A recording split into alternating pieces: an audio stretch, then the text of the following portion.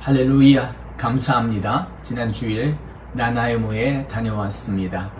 나나이모에 우리 김경대 목사님이 이제 위임을 받게 되는데 미리 가셨기 때문에 8월 첫 주부터 심무를 하셔서 노회장인 제가 가서 소개해드리고 예배를 같이 드렸습니다. 공교롭게 영상을 제작하지 못해서 지금 이 시간 지난 주일 말씀을 잠깐 쉐어링 하도록 하겠습니다. 먼저 본문 말씀 이사야 55장 3절 말씀.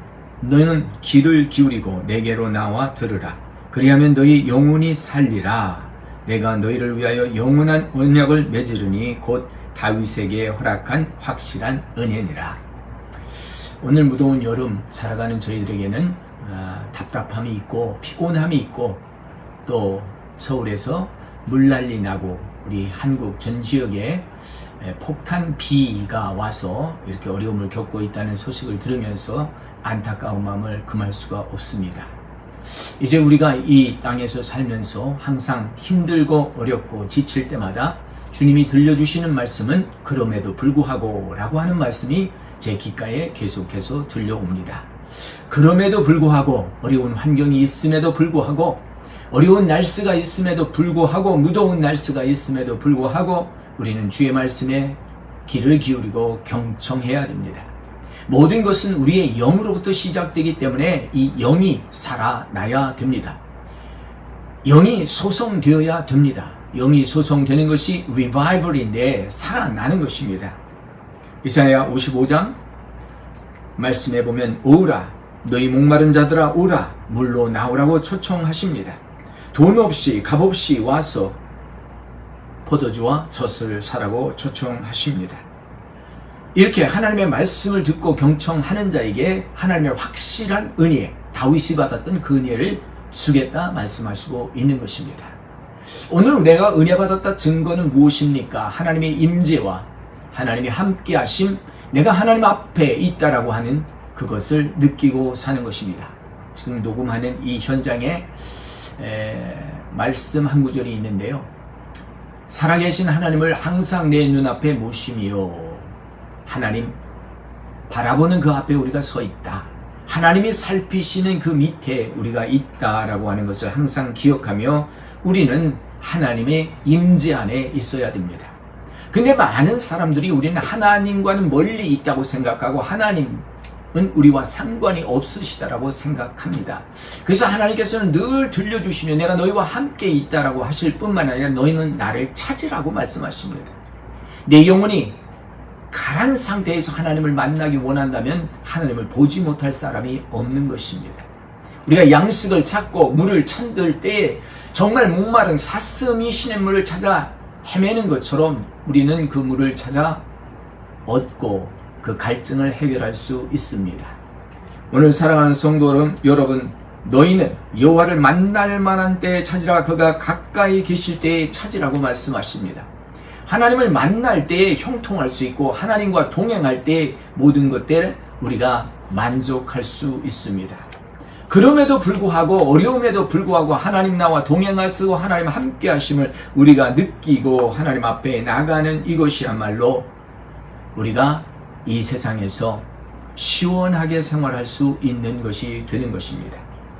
주님의 말씀이 우리를 시원하게 해 주십니다. 내 마음이 아니라 주님의 마음을 시원하게 할 수 있는 우리 성도 여러분 되시기를 원합니다. 우리는 나의 만족과 나의 평안과 나의 안식을 찾는데 우리가 주님의 마음을 평안케 해드리는 성숙한 신앙인이 되면 어떨까? 잠언 25장 13절 말씀에 충성된 사자는 그를 보낸 이에게 마치 추수하는 날의 얼음 냉수와 같아서 능히 주인의 마음을 시원하게 하느니라. 우리의 주인의 마음을 시원케 하고 우리 부모님의 마음을 시원케 할 수 있는 성숙한 사람, 성숙한 자녀 얼마나 좋습니까? 에녹이 답답하였지만 이제 그가 무드셀라를 낳고 하늘에서 비가 쏟아지리라 하는 그 계시적 말씀을 들었을 때 그는 하나님의 말씀에 순종하고 매일 하나님과 동행하는 삶을 살아서 하나님을 기쁘시게 했던 것이 65세 이후부터입니다. 오늘 내 삶을 내가 주관하고 내 마음껏 살았지만 이제는 하나님이 주관하시고 하나님이 함께 하시고 하나님 동행해달라고 하나님을 의지하는 이 말씀이 얼마나 좋을까요?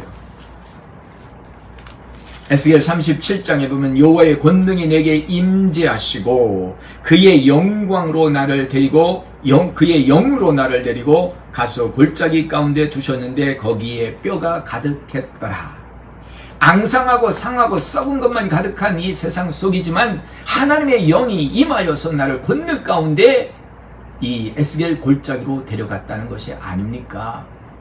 우리가 하나님의 임재하는 이야기를 많이 하는데 임재가 무엇입니까? 이 임재에 대해서 우리가 구체적으로 알아야 하는데 성경 전체에서 임재라고 하는 단어는 이 에스겔 37장 1절에 나오고 있습니다.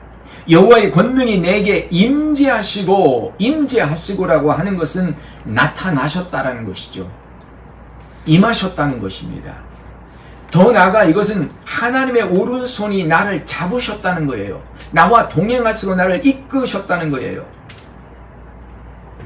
피곤하고 지치고 도망친 제자들에게 예루살렘에서 너희는 떠나지 말라. 아버지께서 약속한 성령을 너에게 보내주실 때까지 성령을 기다리라. 그러면 성령이 임할 때 권능을 받고 너희가 예루살렘과 유다와 사마리아와 땅끝까지 내 증인이 되리라 하였습니다.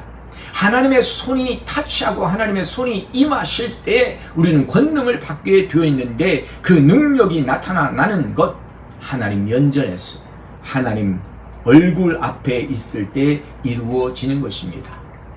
히브리 말에 파님이라고 하는 것이 있는데 이 파님은 얼굴을 의미합니다. 흔히 presence라고 하는 이 말, 이 뜻을 우리가 잘 알아야 돼요. 존 파이퍼 목사님은 이 presence를 before God이라고 되어 있어요. 아까 다윗 왕이 고백했던 말씀, 살아계신 하나님을 항상 내 눈앞에 모시며 내 앞에 before God 이라고 하는 단어죠. 라틴어에 코람 데우라고 하는 말을 성도님들이 좋아합니다. 하나님 얼굴 앞에서라고 하는 겁니다. Before the face of God.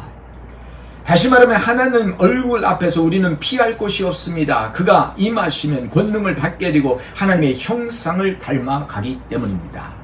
시편 기자는 시편 139편에서 내가 피하여 갈 곳이 없다라고 말하고 있습니다. 내가 앉아있을 때, 내가 일어섰을 때, 내가 누워있을 때 하나님은 나의 모든 것을 살피시고 아시니 내가 하늘 위에 올라갈지라도 바다 밑에 내려갈지라도 하나님이 그것까지 따라오신다라고 하고 있습니다. 사랑하는 성도 여러분, 오늘 우리는 하나님의 음성을 듣는 사람, 사도 요한과 같이 반모섬에 엎드려 있다가 하나님의 음성을 들 뿐만 아니라 하나님의 모습을 보았던 것입니다. 하나님을 본 자들은 기적을 체험한 거죠. 살아남은 자가 없지요. 그러나 하나님은 오늘 우리에게 하나님의 모습을, 그 형상을 맛보게 하여 주시고 우리가 그 형상을 따라 본받을 수 있도록 하여 주시고 있습니다. 사도 요한은 하나님의 음성과 얼굴을 분명히 본 사람이었어요. 계시록 10장에 보면 성령에 감동되어 하나님의 나팔 소리를 듣게 되었다. 그래서 아시아 7교회에 편지하는 이러한 사람이 된 것을 보게 됩니다. 더욱이 계시록 4장 2절에 보면 이 일 후에 이리 올라오라 하는 하늘의 음성 가운데 천상으로 올라가 보좌 앞에 엎드렸던 것을 보게 돼요. 간절히 하나님을 사모할 때 성령 체험하고 능력 체험하고 새로운 것들이 영의 세계들이 열리잖아요. 하나님의 것을 보는 것이죠. 하나님의 신비한 것을 깨달아 아는 것이죠. 오늘 성령 받고 하나님께서 인도하실 때 우리의 예배가 새로워집니다. 우리의 각오와 결단이 새로워집니다. 그저 밋밋한 종교 생활이 아니라 이제 내 신앙 생활, 나의 삶을 주관하시고 내 속에 내재하시는 하나님, 임재하신 하나님, 그 하나님을 느끼는 거죠. 모세도 하나님이 항상 같이 해주시고 동행해주고 역사하는 걸 기대하고 살아왔고 그렇게 경험했어요. 그러나 이제 하나님 나와 같이 가십시오 라고 나만 혼자 올라보내지 마시고 하나님 먼저 가서 모든 것을 다 하시지 마시고 나와 함께 동행하세요 라고 했습니다. 그때 My presence will go with you. 내 영광이 너와 함께 갈 것이다. 그렇습니다. 오늘 하나님의 영광이 우리와 함께 갈 수 있는 놀라운 은혜가 임하시기를 예수님의 이름으로 축원합니다. 주의 임재와 영광을 구하는 우리의 생활이 될 때에 삶 속에 기적이 나타나고 능력이 나타나고 새로운 것들이 맛보게 되는 것입니다. 피곤하고 지치셨습니까? 영적으로 메말라 있습니까? 오늘 이 메마른 것을 해결할 수 있는 길은 주 앞에 엎드려 있다가 주의 얼굴을 대면하시고 계시다가 그의 음성을 듣는 거죠. 그의 모습을 보는 거죠.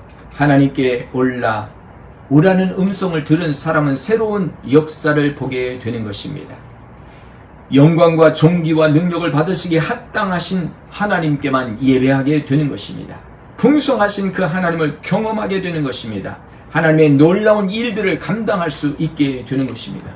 마침내는 마라나타, 주가 우리와 함께 하신다라고 하는 고백을 하게 되는 것입니다.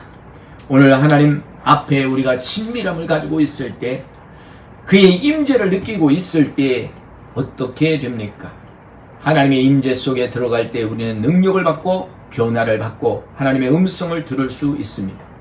하나님의 임재 속에 들어가는 것, 곧 하나님을 대면하는 것입니다.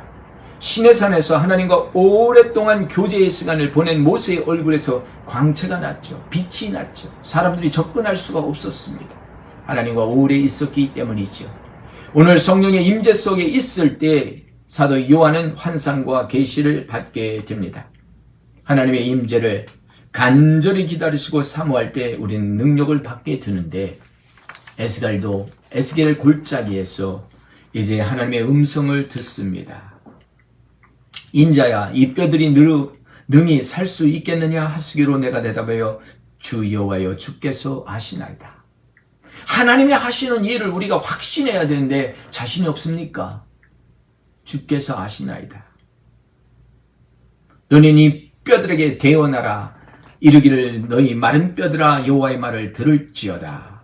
뼈들에게 이같이 말하라. 내가 생기를 너희에게 들어가리니 너희가 살아나리라 말하라고 하였던 것입니다. 이에 하나님의 말씀에 순종하고 에스겔이 말할 때에 내가 명령을 따라 대언하니, 대언할 때 소리가 나고 움직이며 이 뼈 저 뼈가 들어 맞아 뼈들이 서로 연결되더라 하고 있습니다. 안 될 것 같지만 Nevertheless, God is with you. 하나님이 말씀하신 것을 대언하십시오. Say the things that God has spoken. God has told you.